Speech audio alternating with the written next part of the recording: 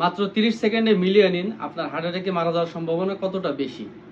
30 বছর বয়স থেকে শুরু করে বৃদ্ধ সকলেরই হার্ট অ্যাটাক হলেও কিছু স্পেসিফিক এজ ক্যাটাগরির মানুষ আছে যাদের এই হার্ট অ্যাটাকের সম্ভাবনা অন্যদের তুলনায় অনেক বেশি। তাহলে মিলিয়ে নিন। এদের বয়স সাধারণত 40 থেকে 50 বছর হয়ে থাকে। এরা সুস্বাস্থ্যের অধিকারী হয়ে থাকে, না চিকন না মোটা।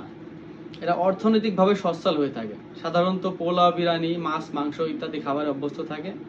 এরা বেশিরভাগ সময় স্মোকিং করে এবং মাঝে মধ্যে অ্যালকোহল পানেরও অভ্যাস থাকে। এরা সাধারণত এমন কাজ করে যেখানে তাদের কোনো ধরনের শারীরিক পরিশ্রম করতে হয় না। শুয়ে বসে সুখে শান্তিতে থাকলেও এদের মাঝে মাঝেই অনেক বড় বড় টেনশন ও মানসিক চাপের ভিতর দিয়ে যেতে হয়। দেহে অন্য কোনো রোগ না থাকলেও এদের সাধারণত ডায়াবেটিস, প্রেশার ও কোলেস্টেরল বেশি থাকে।